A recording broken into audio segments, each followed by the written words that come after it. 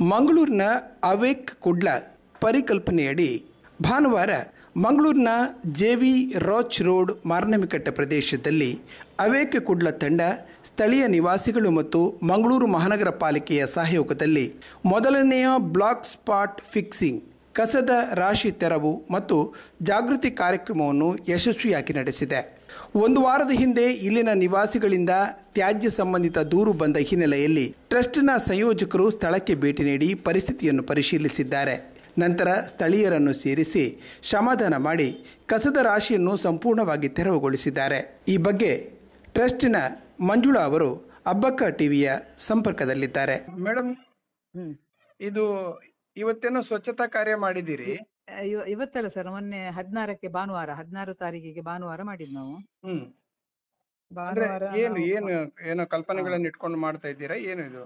ಹೌದು, ಯಾಕಂತ ಹೇಳಿದ್ರೆ ನಮ್ಮ ಮಂಗಳೂರು ಮಹಾನಗರ ಪಾಲಿಕೆ ವ್ಯಾಪ್ತಿಯಲ್ಲಿ ಇತ್ತೀಚೆಗೆ ತ್ಯಾಜ್ಯದ ವಿಷಯದಲ್ಲಿ ನಾವು ತುಂಬಾ ಸಮಸ್ಯೆಗಳನ್ನು ಕಾಣ್ತಾ ಇದ್ದೇವೆ. ಓಕೆ.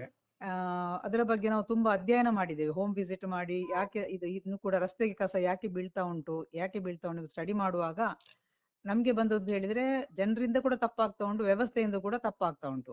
ಸೊ ಈ ನೆನೆಯಲ್ಲಿ ಒಂದು ಸರಿಯಾದ ಒಂದು ವ್ಯವಸ್ಥೆಯನ್ನ ಕೊಡುವಂತದ್ದು ನಮ್ಮ ಸರ್ಕಾರದ ಜವಾಬ್ದಾರಿಯಾಗಿದೆ. ಹಾಗೆ ಆ ನೆಲೆಯಲ್ಲಿ ನಾವು ಇಲ್ಲಿ ನಮ್ಮ ಮುಳಿಹಿತ್ಲು ಅಂಬಾನಗರ ಶ್ರೀ ಅಂಬಾಮಹೇಶ್ವರಿ ಟ್ರಸ್ಟ್ ವತಿಯಿಂದ ಏನಾಗ್ತಾ ಇದೆ ಅಂತ ಹೇಳಿದ್ರೆ ಜನಜಾಗೃತಿ ಮೂಡಿಸುವುದರ ಜೊತೆಗೆ ನಮ್ಮ ಪರಿಸರ ನಮ್ಮ ಜವಾಬ್ದಾರಿ ಎಂಬ ಪರಿಕಲ್ಪನೆಯಲ್ಲಿ ಅವೇಕ್ ಕುಡ್ಲ ಅಂತ ಹೇಳುವ ಒಂದು ಕಾನ್ಸೆಪ್ಟ್ ಅನ್ನ ಜಾರಿ ಮಾಡಿದ್ದಾರೆ. ಅದನ್ನು ಹಿಂದಿನ DC ಅವರು ಲಾಂಚ್ ಮಾಡಿದ್ರು. ನಾವೀಗ ಅದನ್ನು ಆಪ್ ಅಂತ ಮಾಡಿ ಇನ್ನು ಲೋಕಾರ್ಪಣೆ ಮಾಡ್ಲಿಕ್ಕಿದೆ. ಸೊ ಅದರ ಉದ್ದೇಶ ಏನು ಅಂತ ಹೇಳಿದ್ರೆ, ಜನ ಯಾಕೆ ಬ್ಲಾಕ್ ಸ್ಪಾಟ್ ಗಳು ಕಾಣ್ತಾ ಉಂಟು ನಮಗೆ ಹೆಚ್ಚಿನ ಕಡೆ. ಒಂದು ಕಡೆ ಕಸ ಬಿದ್ರೆ ಅಲ್ಲಿ ಒಂದು ರಾಶಿ ಹಾಕುವಂತದ್ದು. ಈಗ ಆ ಕಸವನ್ನು ಏನ್ ಮಾಡ್ತಾರೆ, ಒಮ್ಮೆ ಜನರು ಗೊಬ್ಬರ ಹಾಕಿ ಹಿಡಿದ್ರೆ ಅದನ್ನೆಲ್ಲ ಮಹಾನಗರ ಪಾಲಿಕೆಯವರು ಬಂದು ತಕೊಂಡು ಹೋಗ್ತಾರೆ. ಆದ್ರೆ ಆ ಕಸವನ್ನ ವೈಜ್ಞಾನಿಕವಾಗಿ ವಿಲೇವಾರಿ ಮಾಡ್ಲಿಕ್ಕೆ ಆಗ್ತಾ ಇಲ್ಲ. ಅದು ಹೋಗಿ ಅಲ್ಲಿ ಪಚ್ಚನಾಡಿಯಲ್ಲಿ ಡಂಪ್ ಆಗ್ತಾ ಉಂಟು. ಈಗ ಹಿಂದೆ ನೀವು 4 ವರ್ಷದಿಂದ ಕೇಳಿದಿರಿ, ಅಲ್ಲಿ ಪಚ್ಚನಾಡಿಯಲ್ಲಿ ಏನಾಯ್ತು, ಮಂದಾರ ಬೈಲಲ್ಲಿ ಏನಾಯ್ತು, ಅದರ ಸಮಸ್ಯೆ ಬಗ್ಗೆ ನಿಮಗೆ ಗೊತ್ತಿದೆ. ಇಷ್ಟು ಸಮಸ್ಯೆ ಇದ್ರೂ ಕೂಡ ಈಗ ಕೂಡ ಸಾಧಾರಣ 60% ವೇಸ್ಟ್ ನಗರದಲ್ಲಿ ಮಿಕ್ಸ್ ಅಪ್ ಆಗಿ ಅಲ್ಲಿ ಹೋಗಿ ಡಂಪ್ ಆಗ್ತಾ ಉಂಟು. ಸೊ ಬೆಳೆಯುತ್ತಿರುವ ನಗರದಲ್ಲಿ ಮುಂದಿನ ದಿನಗಳು ಇದೇ ತರ ಆದ್ರೆ, ನಾವು ನಮ್ಮ ಜನರು ಇಲ್ಲಿಯ ಲೋಕಲ್ಸ್ ನಮ್ಮ ಸ್ಥಳೀಯರು ಇದರ ಬಗ್ಗೆ ಎಚ್ಚೆತ್ತುಕೊಳ್ಳದಿದ್ರೆ ನಾವು ತುಂಬಾ ಸಮಸ್ಯೆಯನ್ನು ಎದುರಿಸ್ಲಿಕ್ಕೆ ಉಂಟು. ಆ ನೆಲೆಯಲ್ಲಿ ನಾವು ಈಗ ಎಲ್ಲರನ್ನ ಪ್ರತಿ ವಾರ ಮಹಾನಗರ ಪಾಲಿಕೆಯ ಆಯುಕ್ತರನ್ನ, DC ಅವರನ್ನ ಕಾಂಟ್ಯಾಕ್ಟ್ ಮಾಡ್ಲಿಕ್ಕೆ ಪ್ರಯತ್ನ ಮಾಡ್ತಾ ಇದ್ದೇವೆ. ಅಪರ ಜಿಲ್ಲಾಧಿಕಾರಿ ಅವರನ್ನ ಭೇಟಿ ಮಾಡ್ತಾ ಇದ್ದೇವೆ, ಶಾಸಕರನ್ನ, ಸಂಸದರನ್ನ ಎಲ್ಲರನ್ನ ಭೇಟಿ ಮಾಡಿ ಇದಕ್ಕೆ ಒಂದು ಸರಿಯಾದ ಒಂದು ಸ್ಟ್ರಕ್ಚರ್ ಕೊಡ್ಬೇಕು ಅಂತ ನಾವು ಅವರಿಗೆ ಹೇಳ್ತಾ ಇದ್ದೇವೆ. ಯಾಕಂದ್ರೆ ಮಂಗಳೂರು ಜಿಲ್ಲೆಯಲ್ಲಿ ಗ್ರಾಮಾಂತರ ವ್ಯಾಪ್ತಿಯಲ್ಲಿ ಜಿಲ್ಲಾ ಪಂಚಾಯತ್ ವ್ಯಾಪ್ತಿಯಲ್ಲಿ ಒಂದು ಸ್ಟ್ರಕ್ಚರ್ ಕೊಟ್ಟಿದ್ದಾರೆ. ಹೇಗೆ ಅಂತ ಹೇಳಿದ್ರೆ, ಗ್ರಾಮ ಪಂಚಾಯತ್ ವ್ಯಾಪ್ತಿಯಲ್ಲಿ ಕಲೆಕ್ಟ್ ಆದಂತಹ ಡ್ರೈ ವೇಸ್ಟ್ ಪ್ಲಾಸ್ಟಿಕ್ ಅನ್ನ MRF ಅಂತ ಹೇಳಿ ಪ್ರತಿ ತಾಲೂಕಿಗೆ ಒಂದಿದೆ ಮಂಗಳೂರು ಜಿಲ್ಲೆಯಲ್ಲಿ. ಅಲ್ಲಿ ಆ ಪ್ಲಾಸ್ಟಿಕ್ ಅನ್ನು ಅವ್ರು ಏನ್ ಮಾಡ್ತಾರೆ ಅಂತ ಹೇಳಿದ್ರೆ, ಬೈಫರ್ಕೇಶನ್ ಬೇಕಾದ ರೀತಿಯಲ್ಲಿ ಅದನ್ನು ವಿಂಗಡಣೆ ಮಾಡಿ ಬೇಲಿಂಗ್ ಮಾಡಿ ಅದನ್ನು ರೀಸೈಕ್ಲಿಂಗ್ ಫ್ಯಾಕ್ಟರಿ ಕಳಿಸ್ತಾರೆ, ಆಯ್ತಲ್ಲ. ಆಮೇಲೆ ಅಲ್ಲಿ ಯಾವುದಕ್ಕೂ ಬೇಡದ ವೇಸ್ಟ್ ಗಳನ್ನ ಅವರು ಸಿಮೆಂಟ್ ಫ್ಯಾಕ್ಟರಿ ಕಳಿಸ್ತಾರೆ. ಸೊ ಅಲ್ಲಿ ಭೂಮಿಗೆ ಹೋಗಿ ಸೇರುವಂತ ತ್ಯಾಜ್ಯ ಅಲ್ಲಿ ಉಳಿಯುವುದಿಲ್ಲ.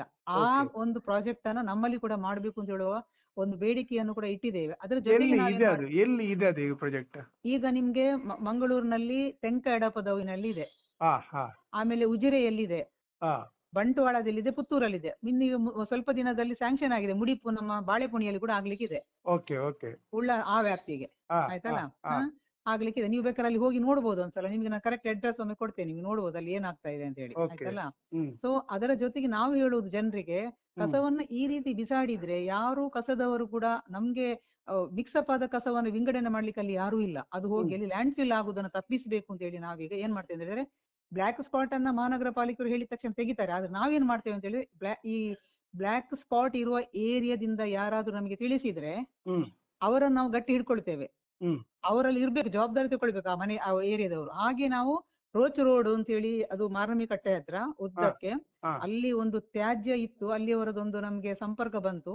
ನಾವು ಅಲ್ಲಿ ಹೋಗಿ ಒಂದು 4 ದಿನ ಅವರ ಜೊತೆ ಮಾತಾಡಿ ಅವರದೊಂದು ವಾಟ್ಸಪ್ ಗ್ರೂಪ್ ಮಾಡಿ, ಇಲ್ಲಿ ವೇಸ್ಟ್ ಯಾಕೆ ಬೀಳ್ತದೆ, ಯಾರದ್ದು ಬೀಳ್ತದೆ ಅಂತೆಲ್ಲ ಸ್ಟಡಿ ಮಾಡಿ, ಮತ್ತೆ ನಾವು ಮೊನ್ನೆ ಭಾನುವಾರ, ಒಂದು ವಾರ ಅದರ ಹಿಂದೆ ಕೆಲಸ ಮಾಡಿ, ಭಾನುವಾರ ಮಹಾನಗರ ಪಾಲಿಕೆಯವರು ಲಿಂಕ್ ಮಾಡಿ ಎಲ್ಲರೂ ಸೇರಿ, ಅಲ್ಲಿಯ ನಾಗರಿಕರು, ಆ ವಟಾರದ ರೆಸಿಡೆನ್ಸಿ ಅವರು ಸೇರಿಕೊಂಡು ಅಲ್ಲಿ ನಾವು ಅದನ್ನ ಕ್ಲೀನ್ ಮಾಡಿದ್ದು. ಕ್ಲೀನ್ ಮಾಡೋ ಒಂದು ಲೋಡ್ ತ್ಯಾಜ್ಯ ಸಿಕ್ಕಿದೆ. ಮತ್ತೆ ಅದ್ರಲ್ಲಿ ನಮ್ಗೆ ಅಡ್ರೆಸ್ ಎಲ್ಲ ಸಿಕ್ಕಿದೆ, ಯಾರೆಲ್ಲ ಅದ್ರಲ್ಲಿ ಹಾಕ್ತಾರೆ ಅಂತ ಹೇಳುವಂತದನ್ನು. ಹಾ ಸೊ ಅವರನ್ನ ಸಂಪರ್ಕ ಮಾಡಿ ಅವರಿಗೆಲ್ಲ ಹೇಳಿದ್ದೇವೆ, ನೋಡಿ ಇದು ಲಾಸ್ಟ್, ಇನ್ನು ಬಂದು ಇಲ್ಲಿ ಬಂದು ಹಾಕಿದ್ರೆ ನಾವಿಲ್ಲಿ ಹಾ. ವಾಚ್ ಮಾಡ್ತೇವೆ ಅಂತ ಹೇಳಿ. ಹಾ ಸೊ ಆ ನಿಟ್ಟಿನಲ್ಲಿ ಅವರಿಗೆ ಅವೇರ್ನೆಸ್ ಕೂಡ ಕೊಡ್ತೇವೆ ಈಗ. ಓಕೆ ಈಗ ಅದಾದ ನಂತರ ನಾವು ಅದನ್ನು ಬಿಡುದಿಲ್ಲ, ನಮ್ಮ ಸ್ಟಾಫ್ ಅಲ್ಲಿಗೆ ಹೋಗ್ತಾ ಇದ್ದಾರೆ ಅಲ್ಲಿಗೆ. ಈ ಟ್ರಸ್ಟ್ ವತಿಯಿಂದ ಒಂದು 5 ಜನ ಸ್ಟಾಫ್ಗಳನ್ನ ಸ್ಯಾಲರಿಗೆ ಇಟ್ಕೊಂಡಿದ್ದಾರೆ.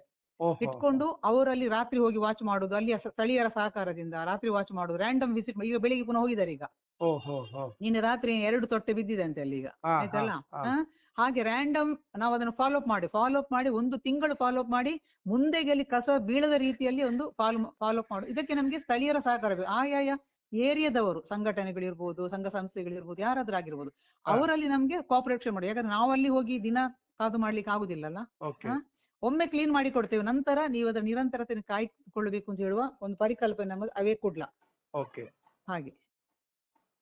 Okay madam, thank you thank you.